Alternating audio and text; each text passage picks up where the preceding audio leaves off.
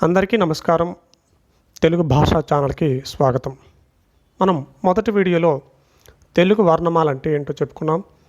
ఇప్పుడు ఈరోజు రెండో వీడియోలో తెలుగు వర్ణమాలలో ఎన్ని రకాలు ఉన్నాయి, ఎన్ని రకాలుగా విభజించారు అనేది మనం చూద్దాం. అయితే ఇది ప్రతి కాంపిటేటివ్ ఎగ్జామ్లో దీని నుంచి ఈ టాపిక్ నుంచి ముఖ్యంగా 3 నుంచి 5 మార్కులు వచ్చే అవకాశం ఉంది.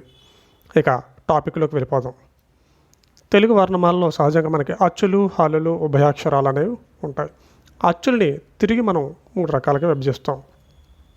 అచ్చులు అనే వాటిని ఉచ్చరించే కాలాన్ని అనుసరించి వాటిని మనం 3 రకాలుగా విభజించారు. అవి 1 హ్రస్వాలు, 2 దీర్ఘాలు, 3 ప్లుతాలు. 1 హ్రస్వాలు, 2 దీర్ఘాలు, 3 ప్లుతాలు. హ్రస్వాలు అంటే ఏంటి అంటే ఏకమాత్రా కాలంలో ఉచ్చరింపబడేవి హ్రస్వాలు. ఏకమాత్రా కాలంలో ఉచ్చరింపబడేవి హ్రస్వాలు. మాత్రా కాలం అంటే ఏంటి అంటే ఒక కనురెప్పపాటి కాలం.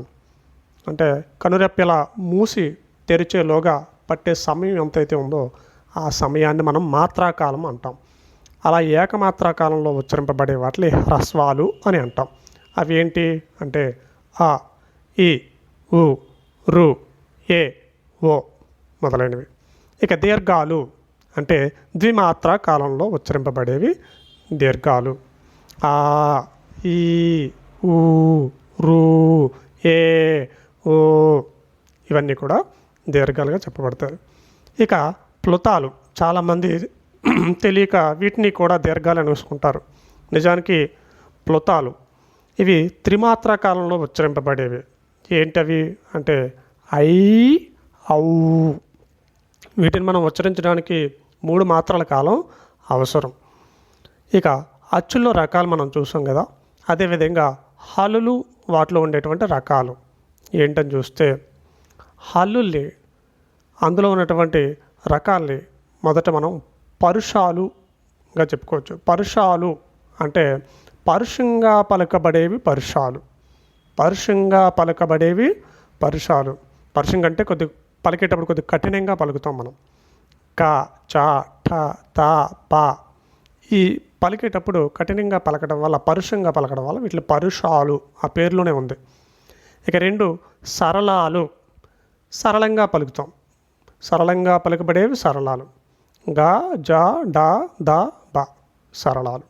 అయితే ఇక్కడ గమనిక ఏంటంటే పరుషాలు మరియు సరళాలు ఈ రెండింటిని కలిపితే అల్ప ప్రాణులు అని కూడా అంటారు. ఇవి చాలా ఇంపార్టెంట్ ఇలాంటివి. అల్ప ప్రాణులు. ఇక వర్గయుక్కులు 3వ రకం. యుక్కు అంటే జత లేదా 2 అని అర్థం. యుక్కు అంటే జత లేదా 2 అని అర్థం. వర్గ అక్షరాలలో సరి సంఖ్యలలో ఉండే అక్షరాలు వీటిని మనం వర్గయుక్కులు అంటాం. ఇవి మొత్తం 10. సరి సంఖ్యల్లో అంటే 2, 4 స్థానాల్లో మనకు మొత్తం 5 వర్గాలు ఉన్నాయి. కా వర్గం, చా వర్గం, టా వర్గం, తా వర్గం, పా వర్గం. ఈ 5 వర్గాల్లో 2వ స్థానంలో 4వ స్థానంలో ఉండేవి ఏంటి అంటే ఒత్తు అక్షరాలు మనకి. ఖ, ఘ, ఛ, ఝ, ఠ, ఢ, థ, ధ, భ, భ ఈ 10 అక్షరాలు కూడా వీటిని మనం వర్గయుక్కులు అంటాం. వర్గయుక్కులకి మరో పేరు కూడా ఉంది, మహాప్రాణులు. మహాప్రాణులు. మనం పరుషాలు మరియు సరళాలు కలిపితే అల్ప ప్రాణులు అన్నాం. ఇక్కడ వర్గయుక్కులు మనం గట్టిగా మనం నొక్కి చెప్తున్నటువంటి ఈ అక్షరాలు మహాప్రాణులు అని చెప్పాం. ఇక 4 స్పర్శములు. స్పర్శములు నోటి భాగాలతో బాగా గట్టిగా పలుకుతున్నందువలన వీటిని స్పర్శములు అందరు. అవి ఏంటి అంటే కా నుంచి మా వరకు గల హల్లులన్నిటిని కూడా స్పర్శాలు అవుతాయి. అంటే కా వర్గం, చా వర్గం, టా వర్గం, తా వర్గం, పా వర్గం ఈ 5 వర్గాల్లో ఉన్నటువంటి అక్షరాలన్నీ కూడా స్పర్శాలే అవుతాయి. ఎందువల్ల అంటే అచ్చులతో పోలిస్తే వీటిని మనం పలికేటప్పుడు కొన్ని నోటి భాగాలు ప్రతిదీ కూడా పెదాలతో, అంగిలతో, నాలుకతో, దవడ భాగాలతో, దంతాలతో అన్నిటితో కూడా మనం పలుకుతున్నాం. ఈ నోటి భాగాలన్నింటినీ కూడా ఉపయోగించి మనం వీటిని స్పష్టంగా కొద్దిగా గట్టిగా పలకడం వల్ల వీటిని స్పర్శములు అనగా చెప్తాం. స్పర్శాలకు మరో పేరు కూడా ఉంది, మధ్యస్థాలు. మధ్యస్థాలు స్పర్శాలకు మరో పేరు మధ్యస్థాలు. ఎందుకు మధ్యస్థాలు అన్నాము అంటే అటు అచ్చులకి ఇటు హల్లుల్లో యారాల వాళ్ళకి మధ్యలో ఉన్నవి ఈ 5 వర్గాలు కాబట్టి వీటిని మధ్యస్థాలు అని కూడా అంటారు. స్పర్శాలకు మరో పేరు మధ్యస్థాలు. ఇక ఓష్మాలు. ఓష్మం పేరులోనే ఉంది, ఊదుతూ పలకబడేవి ఓష్మాలు. అంటే మనం ఈ అక్షరాలు పలికేటప్పుడు నోటి నుంచి గాలి అనేది బయటకు వస్తుంది. మనం కావాలంటే నోటికి అడ్డుగా చేయి పెట్టుకొని అవి పలకవచ్చు. సే, ష, స, హ ఈ 4 అక్షరాలని మనం ఓష్మాలుగా చెప్తాం. ఇక అంతస్తములు. అంతస్తము ఆ పేరులోనే ఉంది. అంతస్తం అంటే లోపలగా. స్పర్శములకు ఓష్మములకు మధ్య ఉండే అక్షరాలు అంతస్తాలు. స్పర్శాలు అంటే మనం కా నుంచి మా వరకు ఉన్న 5 వర్గాలను చెప్పుకున్నాం. అలాగే ఓష్మాలు అంటే ఊతూ పలికిబడేటువంటి అక్షరాలుగా చెప్పుకున్నాం. ఈ రెండింటికి మధ్యలో ఉండేవి అంటే యా, రా, బండిరా, లా, అల్లా, వా. ఈ 6 అక్షరాలని మనం అంతస్తాలుగా చెప్తాం.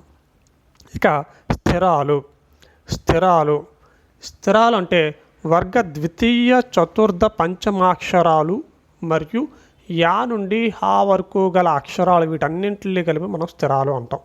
అంటే మనకు 5 వర్గాల్లో ఉన్న ద్వితీయ అంటే 2వ స్థానంలోనూ 4వ స్థానంలోనూ 5వ స్థానంలో ఉన్నటువంటి హల్లులు, వాటితో పాటుగా యా నుండి హా వరకు ఉన్న హల్లులు వీటన్నింటినీ కలిపి మనం స్థిరాలు అని కూడా అంటాం. ఇవి సాధారణంగా మనకి బయట చెప్పరు.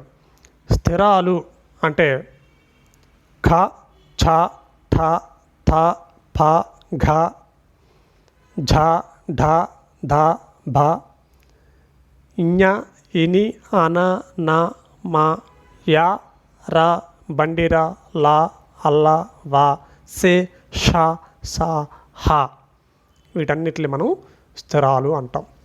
నిజానికి ఇవి రకాలు. అయితే వీటితో పాటుగా మీరు ఇవి కూడా తెలుసుకోవాల్సిన అవసరం ఉంటుందని ఈ 3 పాయింట్లు ఇక్కడ యాడ్ చేశాను. ధృతము అంటే ఏంటి అంటే నకారమునకు మరో పేరు ధృతము. నకారం అంటే నా అనే అక్షరమునకు. ధృతం అంటే అవసరం లేనిచో కరుగుపోవునది. ఉదాహరణకి ను, ని, న్ ఇవన్నీ కూడా ధృతాలు.